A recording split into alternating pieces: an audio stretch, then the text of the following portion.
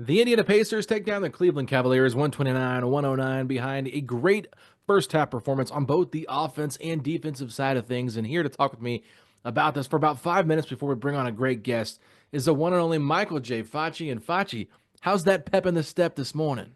Could you even imagine that 3-1 pep in the step on a Monday morning? Because what I just witnessed tonight was something that maybe the greatest first half of playoff basketball we will ever see in our life. You tell me, how's the pep in your step? Bro, the pep in the step is great. My heel's been hurting a little bit from my plantar fascia, but you know what? I'm still walking out of the arena feeling great.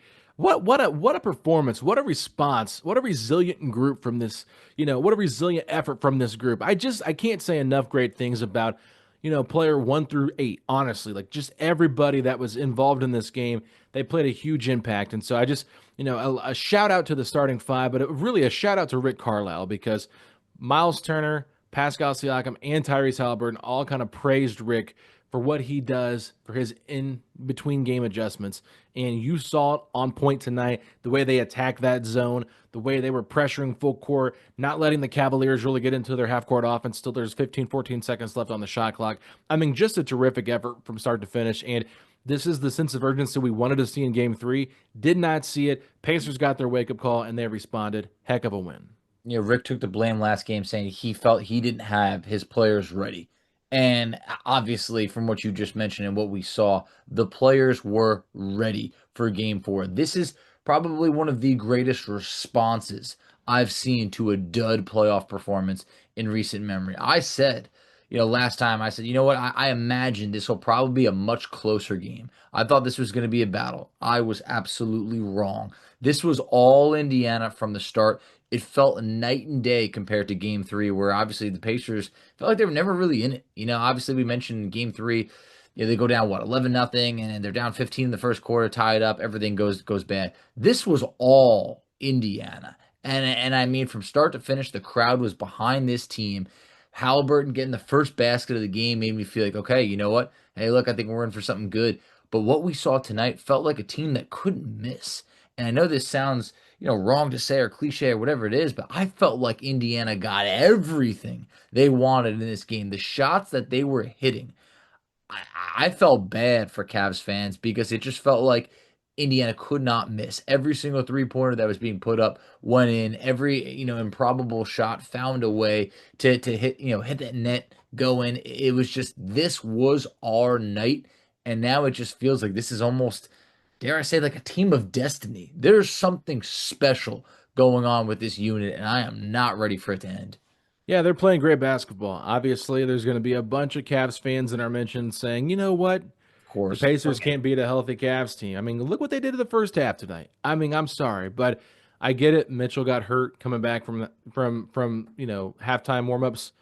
Wasn't able to play in the second half. I mean, who knows if he would have been able to play had the game been closer. But when you're Mm, down 80 to 39, 41-point game, what's the point of risking it? There's probably not a high chance of even putting a dent into the game. So obviously, just a great performance by the Pacers in the first half, and can't say enough great things about what they did on both sides of the ball. Fletch. I mean, they were shooting 60 something percent from three and from the field in the first half, but then they held the Cavs to just 8 of 32 shooting it, from the field. Unbelievable. Unbelievable. Just to your point, because I know I'm cutting you off, but that's how incredible it was. They held the Cavs to 8 made field goals by halftime and forced 14 turnovers. You almost forced double the amount of turnovers as made shots for Cleveland. And Cleveland had 6 made shots, pretty deep into that first half. And I had to do a double take because how often can you hold a team to 8 made shots in the Yeah. NBA playoffs, let alone a team that was the 1 seed in the Eastern Conference? It was an immaculate performance on offense. It was an immaculate performance on defense. If you look at the box score and you see the Pacers won by 20, I'm sorry, this was not a 20-point game. This was, for the most part, a between 30 to 40-point game. Oh, absolutely, Pachi. Well, I don't want to send it to a break just yet, but we do need to send it to a break because Chris Denari is in the waiting room. So we're going to send Come this to a on. quick break. Right after this, we'll bring Chris Denari on to talk all things Pacers Cavs game four. All right, everybody, he is here. We definitely miss him on the call, but he is giving us an opportunity to hear his voice and his thoughts on this team and this game. It is Chris Denari from Pacers TV. Chris, Wow. What is there to say about this game? I mean, I'm just still speechless at the effort the Pacers showed us in that first half. I mean, we've seen some amazing things this year. The comeback 7 point down with less than a minute to play, the 106, whatever the Pacers scored at Washington. But this was a playoff game against the number one seed in the Eastern Conference. And you put 80 on the board in the first half and hit 12 of 16 from 3 point range. All of this after you had a very poor performance in game number three. So no chance to be nervous tonight. I like that. I've told you, Alex, when I see you that I would much rather do the game because then I don't really have any nerves because I have a job to do. I didn't really have a job to do tonight, but I never really had to get nervous because the Pacers forced that first turnover. Tyrese got the dunk, and then they never trailed. I think it was tied at 5, but just an outstanding performance. And now you're a game away from back-to-back Eastern Conference Finals, and you're right. This fan base has really enjoyed this team this year, and now one game away from the Eastern Conference Finals. Chris, we really witnessed a masterpiece of Pacer basketball. First half basketball, it felt like everything went the Pacers' way. They shot 60% from the field, about 67% from three. With that first half, I mean, where does that, I don't need a real ranking, but like, where does that stand for you amongst, Pacer playoff halves? I feel like this has to be up there as just one of the finest halves of Pacer playoff basketball we've ever seen. Yeah, I'd have to say I was before I was on the post-game show with Eddie White, I was driving home and Steve from the North Side, Steve Simon, and Caitlin from downtown, Caitlin Clark, were on the radio. Now, Caitlin's a lot younger than I am. She said that was the greatest half of basketball she had ever witnessed. And, she's been a part of some great Iowa teams. We know what she's going to do with the Fever. I would have to say, in my 40 plus years as a broadcaster, again, let's quantify. It's a playoff game. It's not a game in December. It's not a game in March. It is a game in May in the playoffs against the number one seed in the Eastern Conference to score 38 in the first quarter, 42 in the second quarter, 80 in the half. It's got to be an all-timer. I mean, has to be an all-timer. I mean, I saw where the 41-point halftime lead matched the largest in NBA history. It is the largest in Pacers history. And I mean, you just have to enjoy it because you just don't see things like we saw tonight.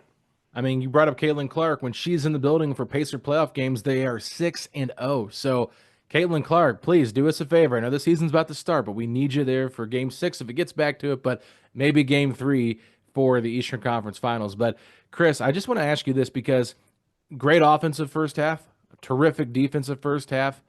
What stood out to you the most defensively that caused the Cavaliers to go so poorly from outside, just shooting 8 of 32? Yeah, that's a great point, Alex, because as good as the offense was, I really think it was the defense. It was the on-ball defense. I thought the way they fought over screens in that high pick and roll, they didn't allow Cleveland to get to the basket, and that's where the Cavaliers have been pretty effective. And I think they got to all the balls, the loose balls, the 50-50 balls. Those were things that did not happen on Friday night, and that's how Cleveland built that 21-point halftime lead. I just thought there was a great attention to detail defensively. They played with an aggressiveness. I mean, Kenny Atkinson talked about that after the game, how aggressive the Pacers played. And I think that was the key. And when they do those things, then they can get out and run. And we didn't see them run in game 3. They had to settle to play against that zone that Cleveland was playing. But their ability to defend as well as they did tonight was the key to winning the game. Also, talk to us about some of the adjustments you saw the Pacers make. I mean, look, that zone that Cleveland ran, in game 3 really frustrated the Pacers. They could never really get into a rhythm. But obviously tonight, we talked about what they did defensively. What about what they did offensively, especially even, getting up 23 more shots than the Cleveland Cavaliers, which was something that Cleveland had outshot the Pacers, from game 1 to game 3. And some of those were by 20 shots or more.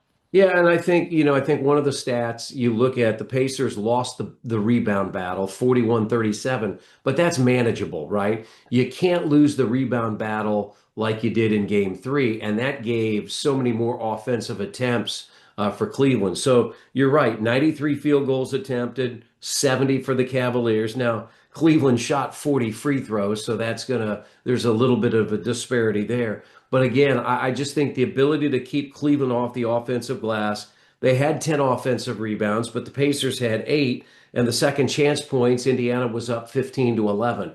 They had what, nearly 30 second chance points in game three. So that was that was a very important stat for the Pacers to win the game. Yeah, I mean, I would say that if you kind of take out that fourth quarter, the Pacers probably still win the rebounding battle. I think they got out rebounded by 7 there in the fourth quarter, and that's kind of when garbage time was being played. So obviously not fun to watch that part of it, but the first half was so electric. And I just tell you, Pascal Siakam, he needed a game like this. It had been a while since we had seen Pascal really break out and set the tone early on, and what he did in that second quarter, getting 8 straight baskets, and then Obi Toppin getting that dunk to make it a 10-0 Pacers run to start the second quarter, make the Cavs call timeout, don't give them any chance to get back into the game.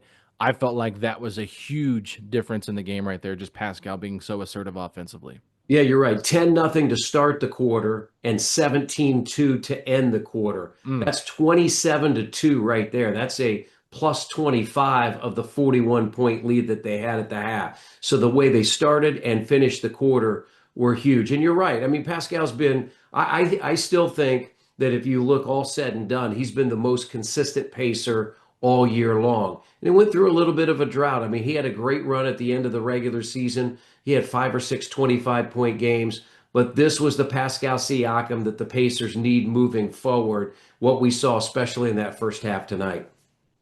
Also, what about Miles Turner? I mean, Turner really had it going on. Turner had 18 points in the first half. I mean, he was obviously splashing down from three. He's been rebounding well. He had 7 boards in this game. I mean, what did you like from Miles Turner, especially in that first half? I think the confidence that he shot the ball with, I think the entire team shot the ball with much more confidence than we saw in game number three. That step back three that Miles hit where he made, and then he hit the one that, what did Mark Boyle on the radio said, he hit it from 2 miles away. Yeah, I the mean, bucket. that brought the house down. And those are the things that Miles can do. He is not a back to the basket center. You've got Pascal Siakam in the post. He's a back to the basket forward at some point. But Miles can really put a lot of pressure on the Cavaliers. And look at what Jared Allen did tonight: 2 points, 2 rebounds in 21 minutes, took just one shot. A lot of the time he was being defended by Miles Turner. Again, the Pacers defense, as much as we want to talk about an 80-point first half, they held Cleveland to 39. And that was, I think, the story of the first half. Yeah, I think the defense is more impressive to me just because I think their defense led to offense because the very first play of the game, Tyrese Haliburton gets a steal, gets a dunk in transition when he scored 4 points the previous game. And that probably just had to feel so good for him to, just get that easy bucket in transition. And they had Max Strus flustered. He was, flopping like a fish over there trying to get foul calls and things like that. I mean, you could just tell this Cavs team was unraveling. And I was so impressed with how the Pacers kind of kept their composure. But there was one moment there when Benedict Mathurin did give a little bit of they called it a punch to the sternum on DeAndre Hunter. DeAndre Hunter, obviously frustrated, goes and two-hand shoves him. Mathurin falls down to the ground. Turner comes right to his defense, pushes DeAndre Hunter. There's double technicals assessed there to Turner and Hunter. Mathurin, flagrant two, ejected from the game. What were your thoughts on that officiating decision, number one? And number two, Mathurin, he's been kind of an irritant, I guess you could say, all playoffs long, even going back to the Bucks series. What kind of learning experience can this be for him? Yeah, I think that's a big learning experience because you have to be available for your team. I mean, we think about game three when he had a 20-plus point game. I mean, he's a guy that is a weapon off the bench. You've got to be available, so you've got to watch it. I still thought, to me, that DeAndre Hunter deserved to be ejected as well. I guess I There with don't, Quinn and I talk about this all the time. I don't necessarily understand the rule because what he did was premeditated, yes. right? He came over after he got punched or hit or whatever. And, I guess you wouldn't call it, a flagrant foul because it wasn't necessarily a foul during the course of the game. So it has to be a technical foul. But I guess I don't understand what is the difference between what Matherin did and then him doing what he did. Ben probably deserved to be ejected. I get that, but I guess I was surprised that what Miles Turner got was the same thing that DeAndre Hunter got. In the end, it didn't matter, but it could have. I mean, you don't want to put yourself in position that you are away from your team when your team may need you down the stretch. Fortunately, the Pacers weren't in that situation tonight. Yeah, very fortunate because I think it could have been a whole different story if, Matherin getting ejected had led to, it being a close loss, anything of the sort. So hopefully this can get brushed under the rug a little bit. But, have you seen toughness out of this Pacers team? Because I feel that, we've seen them kind of, answer the bell. Alex mentioned Miles Turner, responding for Matherin. They've had each other's backs. They're not getting punked. There's times where if they have been heavily out rebounded, they responded on a night like tonight. Do you feel like from where we were maybe a year or two ago, where the Pacers kind of lack some toughness to where we are now, this is a team that's come together, has that toughness, isn't going to back down, and just feels like they're not afraid of the moment anymore? Yeah, I agree with you, Facci. I mean, I think that this team has a great collective will. They're a very close group.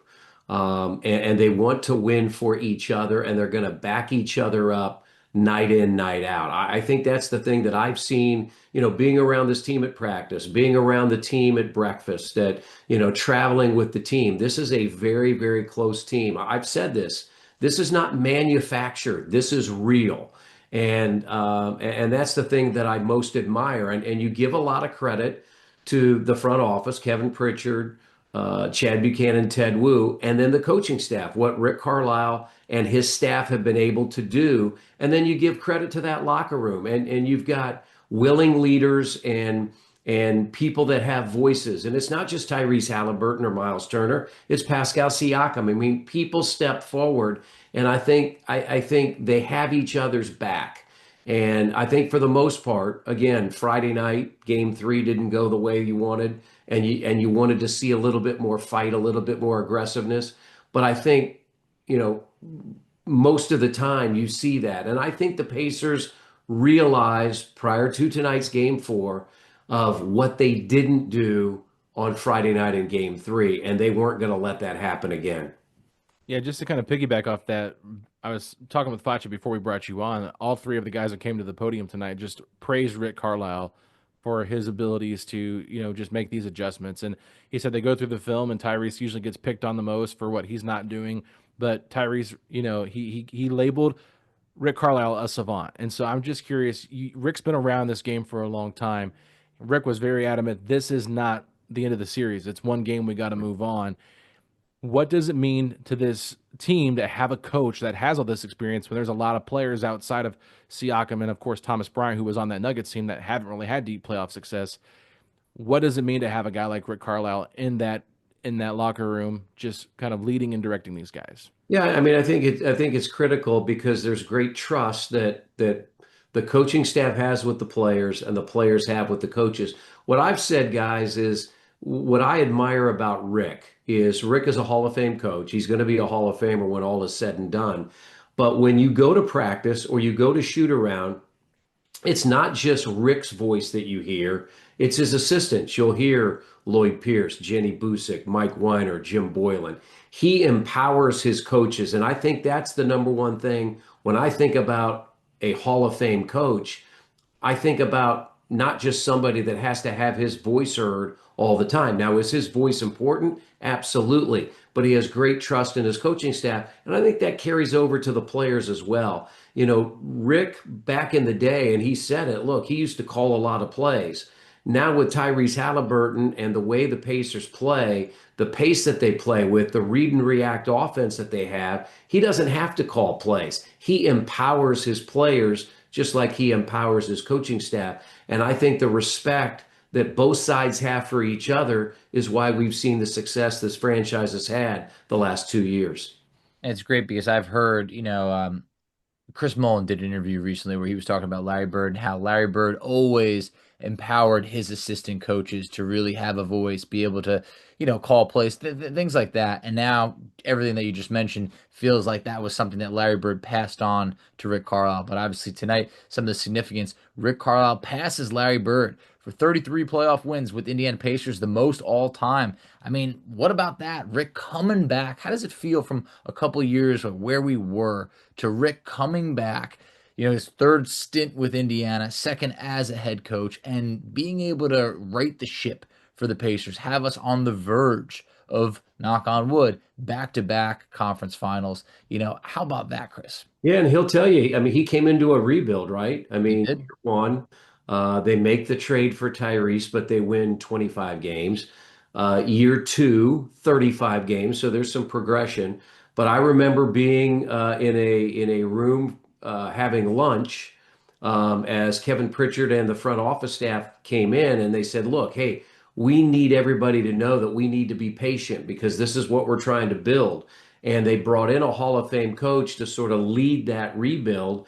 And they make the trade for Tyrese Haliburton. And here we are today, clearly farther ahead than we thought. They're able to swing the deal for Pascal Siakam, a two-time All-Star at the time, now a three-time All-Star.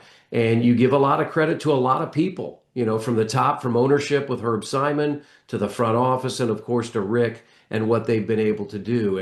And so it's been a lot of fun. I mean, I've said, to the fan base, to all the people that are watching this, I mean, hopefully we still have a lot of basketball left here in May and into June, but take a moment to sit back and enjoy it because this isn't always the case. We always don't have the month of May with racers and pacers. And you look at a lot of other franchises across the NBA, they would trade this franchise in a heartbeat for the success that they've had over the last 25 years. But there's still a lot to be done. This series is not over.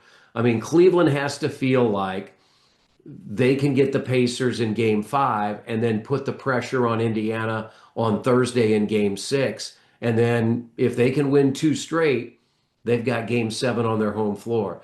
The good news is, guys, you've got to go all the way back to mid-March when the Pacers lost 3 in a row and they stopped that losing streak on the 4-point play by Tyrese against Milwaukee. Indiana has not lost 2 straight games since that point. And that's why they are where they are right now, a game away from the Eastern Conference Finals. This might sound a little bit of a tough question, but I'm just curious: are the Cavs going to be healthy enough for the rest of the series? Because obviously Darius Garland does not look like himself, still kind of playing through a tough toe injury. Evan Mobley didn't have a great game tonight, but he looked really good in game 3. Donovan Mitchell isn't able to return in this game. Ankle injury, going to have an MRI done. We'll see how severe that is. Didn't look good when he was out there. Just took himself off the floor basically on a non-contact injury. I'm just curious, with just a day's rest in between games. I mean, are the Cavs going to be able to stay healthy for this rest of the series? Well, hopefully that's an advantage for the Pacers. You're right. There's just one day between game 4 and 5, 5 and 6 if necessary. What's interesting, guys, is I would say that the home crowd would really give the Cavs an advantage. But when you look at what's happened in the NBA playoffs, there have now been 57 games played after tonight's game. The home team has won 29. Wow. The road team has won 28. I mean, would you have thought that on Friday night, again, the Cavaliers, the number 1 seed, but would you have thought that game would have started 11-0 Cleveland? Indiana would never lead in a critical game at home, even up 2-0. Would you have thought that today Denver would score 8 points on its home court in the first round? So these have been sort of the craziest playoff games that you could imagine. These series have been crazy. So to answer your question, Donovan Mitchell said, I guess I read something that whatever he can do, he's going to be out there. Yeah. And I would believe that. I mean, the kid's a competitor, but you do wonder how healthy they are moving forward for them having to win or play at least 3 more games to advance in this series. Injuries are one of the worst things ever in anything. You never want to wish for an injury. You always want people to be at their best. You want to beat a team when they're healthy.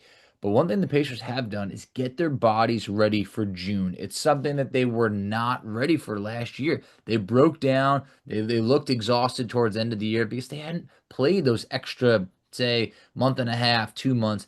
But now this looks like a team that is built for June. It's a team that is relatively healthy outside of, Isaiah Jackson, who got hurt in the beginning of the year. Does it feel like, a good shout out to the coaching staff, the strength, conditioning, everything like that, to have this team healthy and ready and being able to play very late into the season? Yeah, I think that's a combination of both. And you're right. They have a great sports performance team, an athletic training crew led by Josh Corbeil. He's been with the franchise for a long time.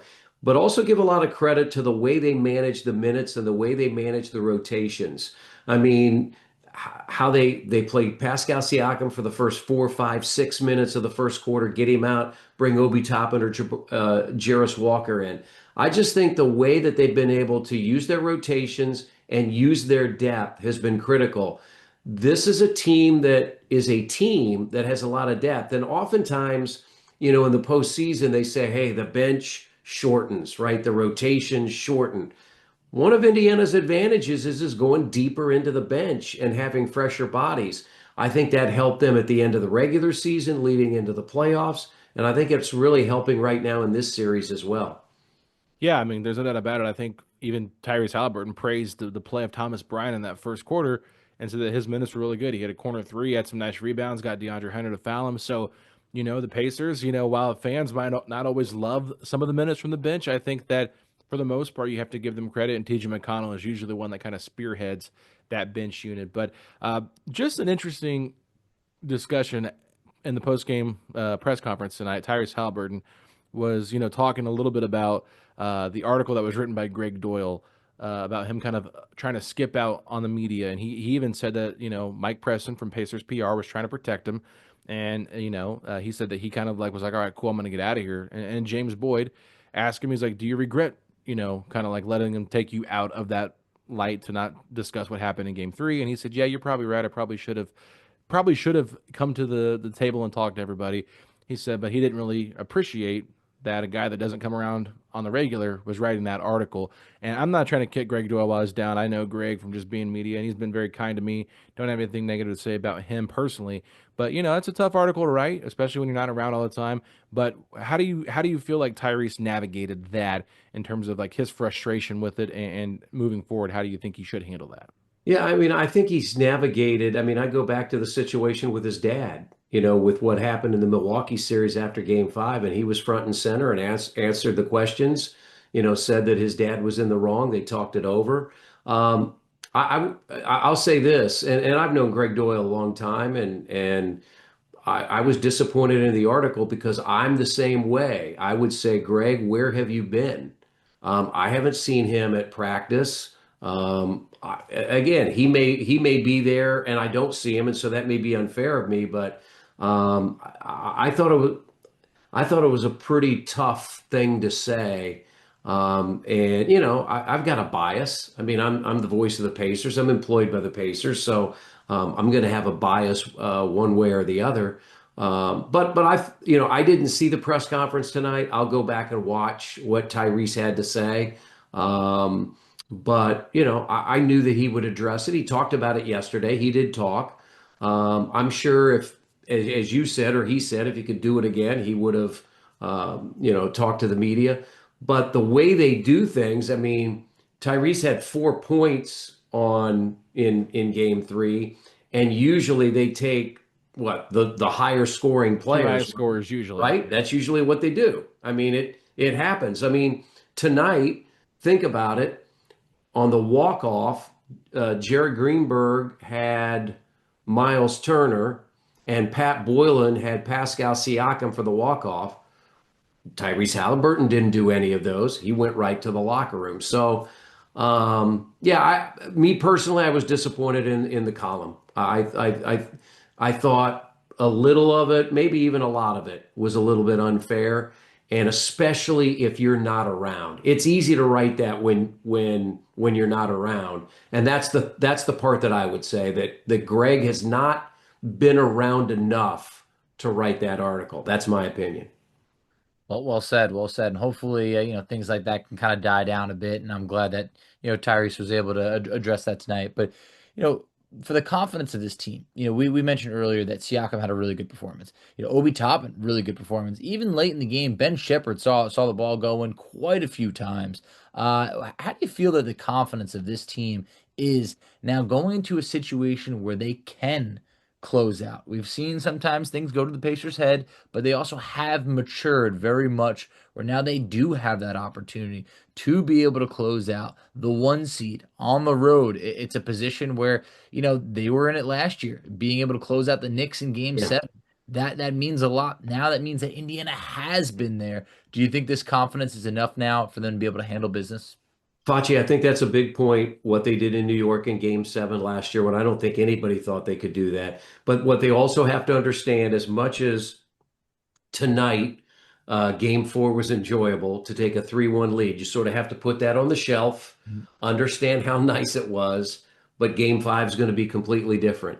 I don't think at times there's a lot of carryover from game to game in a best of 7 series. Now, in the Cleveland Miami series there was, right? They won game 3 by 37 and they won game 4 by 55. There was carryover in that series, but most of the time you don't see that. I mean, think back to last year in the first round series against Milwaukee. Milwaukee blew the Pacers out in game 1, and everybody's down and thinking, oh boy, real problem being down 0-2. And then the Pacers beat Milwaukee, basically winning the series by winning a road game. So it's every game is its own entity, and you have to approach it like that. You know that Cleveland is going to make adjustments. I think it's always on the losing team to make those adjustments. We'll have to see what they do. But I do, to your point, think the Pacers have great confidence when they think about what they did a year ago in New York, winning game 7, and how that fueled them. And, let's see if they can do it again on Tuesday night, so they can end the series and start preparing for the next round. But Cleveland's not dead. We don't know what their injury situation is going to be, but they didn't win 64 games for nothing. So as Rick Carlisle says, every game is tougher, and game 5 will be tougher than any of the games the Pacers have played thus far. Yeah, you can't count the Cavs out. It's still a 3-1 series lead for the Pacers, yes, but the series is not over. You've got 75% of the job done. Last one for me here, Chris. Miles Turner obviously wrote a beautiful piece in the Players Tribune. This is about a 10 to 15 minute read, and we didn't really get a chance to touch on it because we've been so in the weeds on the playoffs and such like that. But curious your thoughts on that article. Obviously, you've covered Miles his entire career here. How special is this to see him kind of flourish and have this opportunity now with this team? I think everybody has to be super happy for what Miles has accomplished in his career. And tonight, I mean, look at those 2 3-pointers he hit. I mean, he brought the house down. I told the story that I knew this kid was special his rookie year. Each and every year, I host after a game with the rookie season ticket holders with the current rookies on the team. And if you remember his rookie year, he got hurt and he had to go have a second opinion on his injury. And nobody knew if he would be back for game night. He was going to not play, but we had the rookie event. And we just assumed, oh, well, Miles isn't going to be back. Miles made sure he was back for that event because he wanted to be there for the rookie season ticket holders. And my wife was with me that night and some friends, and my wife was like, "Man, this kid's special." I mean, he went out of his way to make sure that he was back. He could have easily said, "Oh no, I'm not going to change my flight or whatever." So, I've watched this kid grow up. I mean, he was 19 years old when he came to Indianapolis. He's 29 now. I think everybody should be happy for somebody who has played his first 10 years with the Pacers, and I hope his next 10 years, because I have said, when all is said and done, I think he will be one of the most beloved Pacer in Pacers history. I mean, I think he's been that impactful on and off the floor. And so nobody can be more happy than I am to watch him each and every night and what he's been able to do. And that article, unbelievable. I mean, you're right. It's a 10 to 15 minute must read if you're a Pacers fan. Fantastic article. Highly recommend it to everybody. And yeah, you just gotta have that not newfound, but that extra appreciation for Miles because 10 years with the franchise, I mean, it's something you just don't see anymore. And No. right now, I mean, the way that he and the team is thriving and you know what his situation is going into the offseason, you don't want that to come to an end anytime soon. But Chris, as the statistics say, I read coming into this game, I believe it was Indiana's 8-0 all time when they led by 2 games, 2-0 in a series. Then they were when they led 2-1, I believe they're 12-4 all time. Now that they're up 3-1, historically in the NBA, teams win 95% of the time when they're up 3-1. It is exactly 280-13. Statistics in the past, they might not mean much, but to you, does it feel that it's on our side that, hey, you know what? The numbers say the Pacers are in a fantastic driver's seat, or is it, hey, take it one game at a time, don't overlook the Cavs, but history might be just kind of on our side. Yeah, history is favorable, you're right, but I'm one of those that you don't overlook things and you think about one game at a time because think about this, guys. Teams were what, like 1 in 1,200 or whatever the number was, down seven with less than a minute to play, and then the Pacers do it twice. So yeah, anything can happen. I think you just need to have. I don't know if they'll practice tomorrow. They They probably are going to practice tomorrow. they are. Yeah. Okay, they'll practice and then get on the flight to go to Cleveland, shoot around on Tuesday. I think you just have to focus on that, try to take care of business, because then if you lose, you come back, and then a little bit of pressure on you to have to win Game 6, so you don't have to go back to Cleveland for Game 7. So I'm one of those guys. It's that coach speak, right? It's the next game, as Rick says, it's the next possession. It's 48 minutes. And that's what Indiana has to worry about. Yeah, I think they need to pull a card out of Frank Reich's book. It's 0-0, 1-0 moving forward. You just can't look back in the past and look at what happened. But Chris, we want to thank you so much for your time. I know it's a little bit late here. It's 1:08 a.m. if people are curious when I'm recording this. So Chris Denari staying up late with us tonight, and we appreciate that. Obviously, just too much pep in the step after that Pacers win for Chris Denari. He couldn't go to bed. He said, I got to join you guys. So we appreciate it. Hopefully we can do it again soon. I know you're not doing any of the television broadcasts, but I think the fan base just eagerly needs to hear from you more since we don't get to hear from you on the regular. I appreciate it because, yeah, you're right. No microphone for me. Like I said, I watched a bunch of the game at the entrance of the Courtside Club with Bob, one of the ushers. We were high-fiving, we were fist bumping. And it's funny because he said, we listen to you all the time when we're standing here. Now we get to listen to you in person. So things were going so well right there. I decided to watch a lot of the game there. Love it. Perfect. Chris, we missed you. We love you. We can't wait to see you next time. All right. Thanks, guys. Thanks, Chris. All right. Always appreciate Chris Denari coming on. We wanted to close things out, obviously, by doing our player awards. So, Facci, it's hard to give out a lot of player awards when you only get to see one really half to determine who gets what. So, based on the first half, I guess we could say, who do you think should get what award? I want to give MVP to Pascal Siakam. I just feel like this was the Siakam performance we've been waiting for.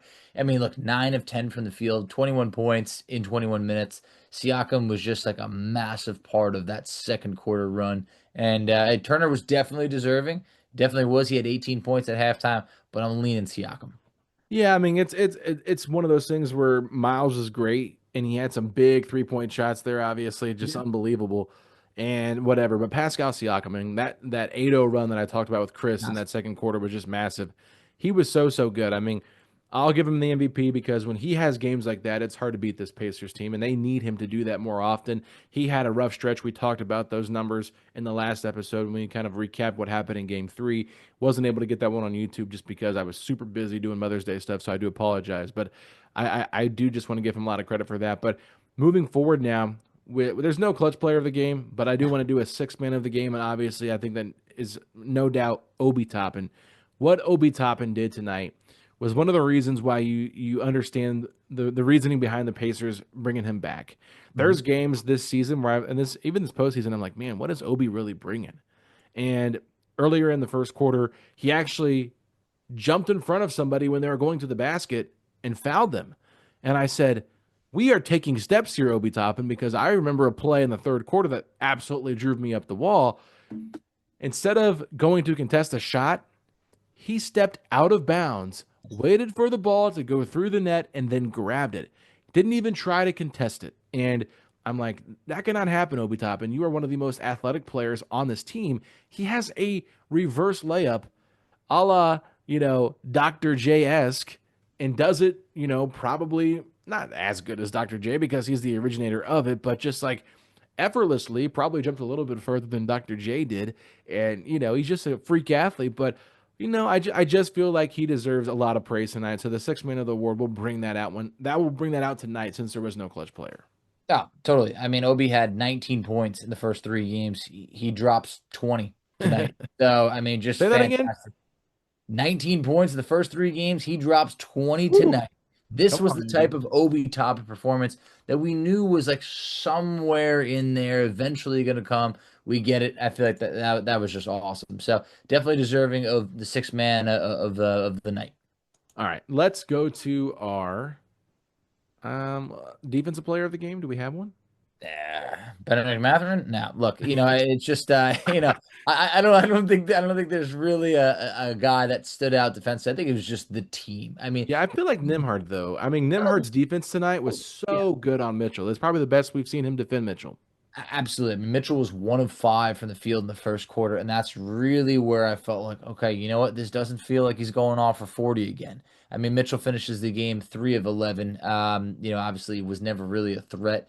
So yeah, Andrew Nemhard definitely deserving of it. If we ain't gonna give it to him, the whole team deserves a good pat on the back because I feel like they really brought it. We talked about in this episode. The defense was arguably more impressive than the offense, and that's hard to say when you put up 129 and lead by 40. I was a little surprised you weren't giving some love to James Johnson there in crunch time. I shouldn't say crunch time. I should should have say found garbage time.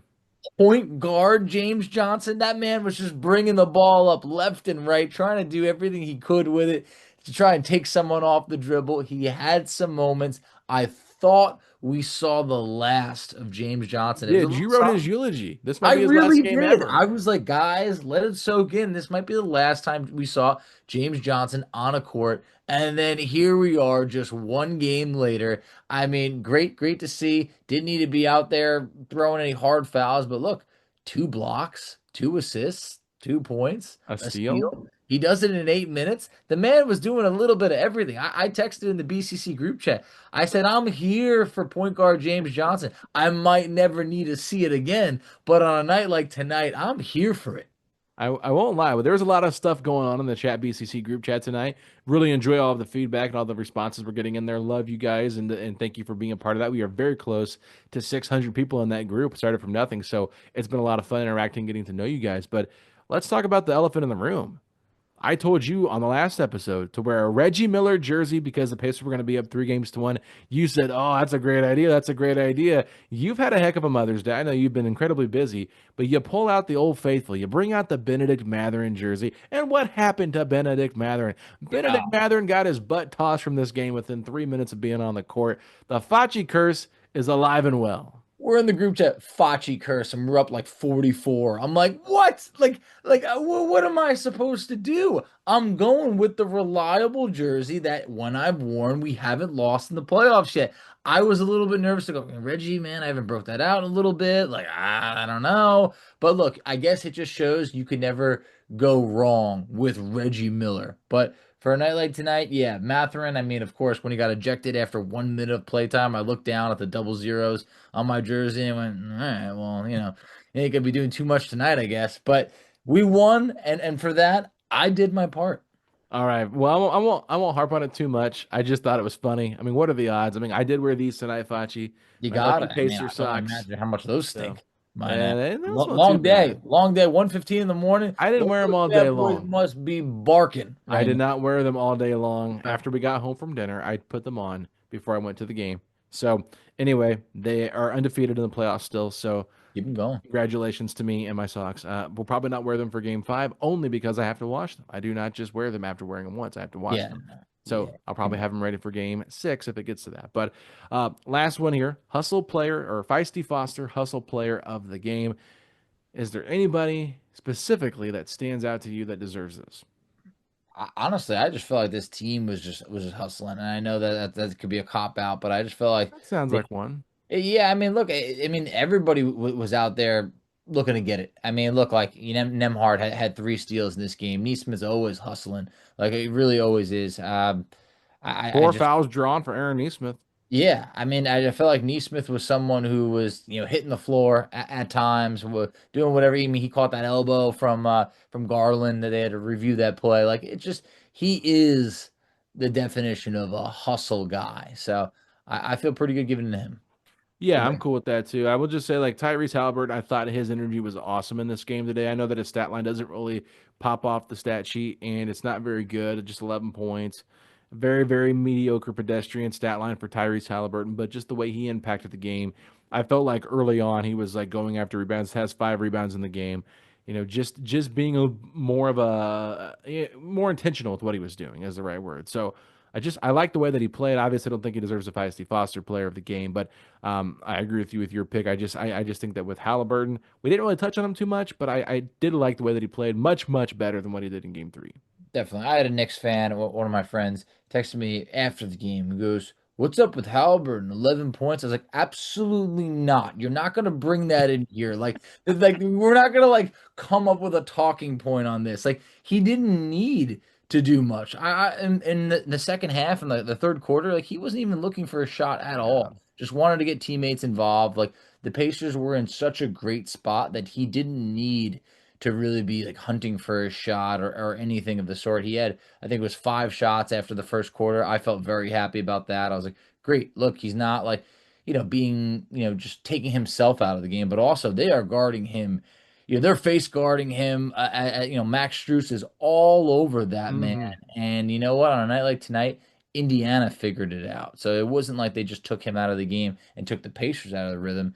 A lot of guys had it going on between Siakam and Turner and Obi and plenty others to the point where we didn't need Halliburton, but there will be times in the future where we do, and I feel confident if we can win this type of game, hey, we're gonna be just fine.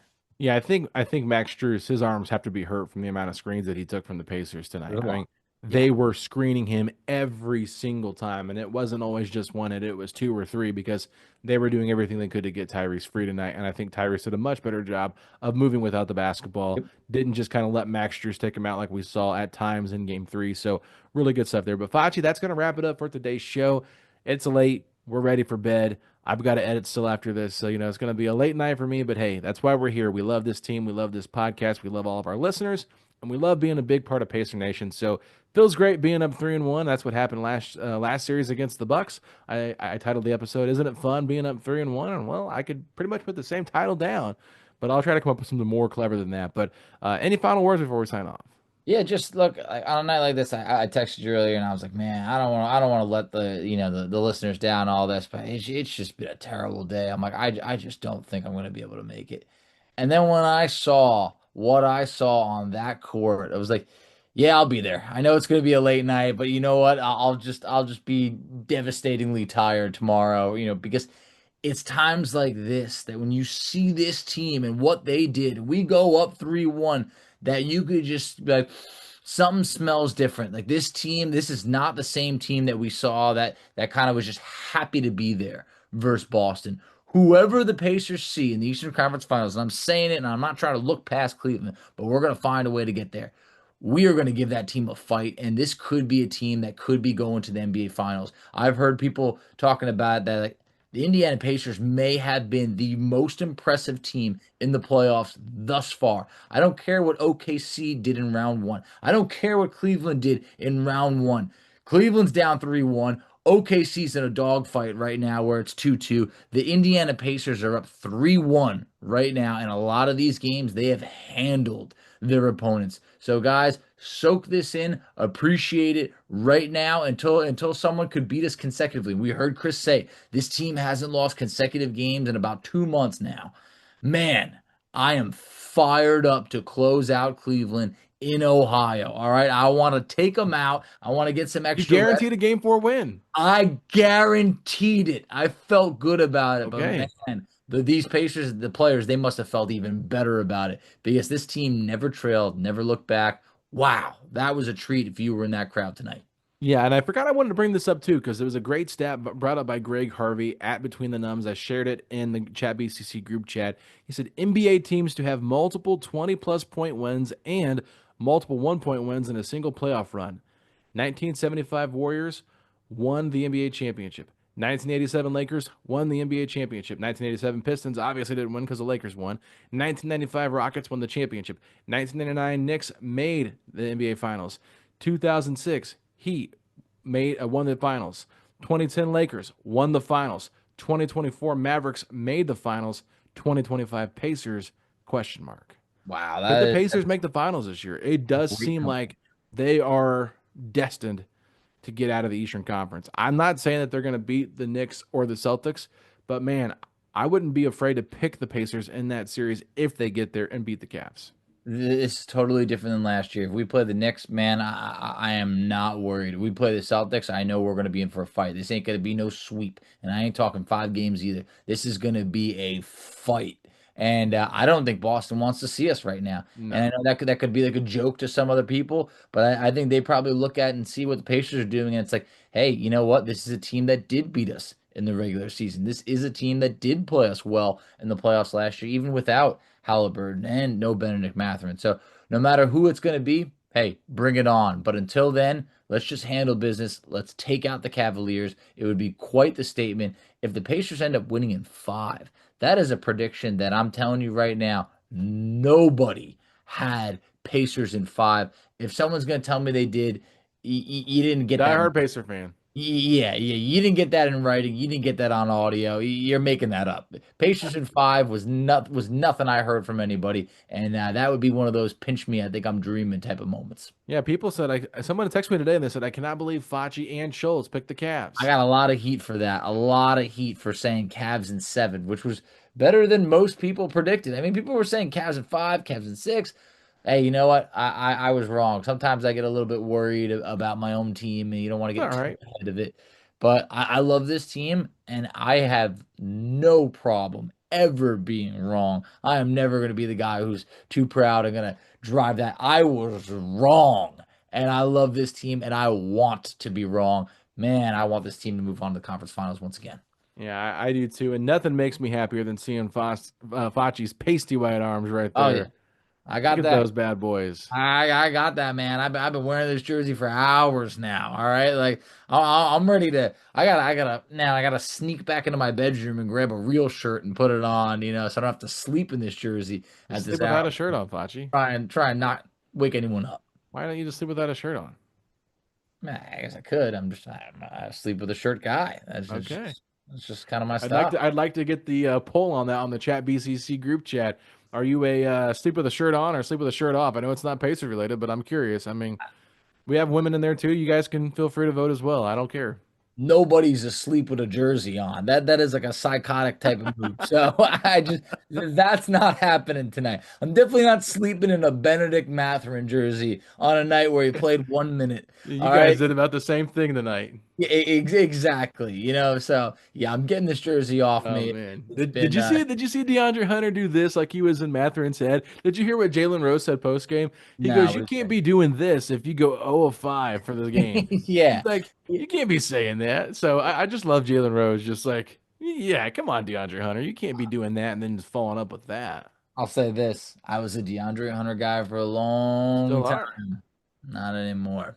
Not anymore. All right. You know You're what? getting booed in Cambridge. There ain't gonna be no like top 10 trade candidates next year when it comes to the Pacers. I'm not targeting DeAndre Hunter anymore. All right, he's Cleveland's and he could stay there. All right, I ride with Mathurin. All right. Well, that is going to wrap it up for today's show. We were having a lot of fun, obviously. Not as crazy as we were after the Tyrese Haliburton game winner, but do you blame us? It's a little bit of a, we've been subdued for a little while now. It's been a little bit of a, dapper ending to this podcast, but I'm excited that the Pacers are up 3-1. So with that being said, Facci, if you're hoping the Pacers take care of business on the road against the Cavaliers and get this series done in 5, hit me with those 3 words. Let's go, Pacers.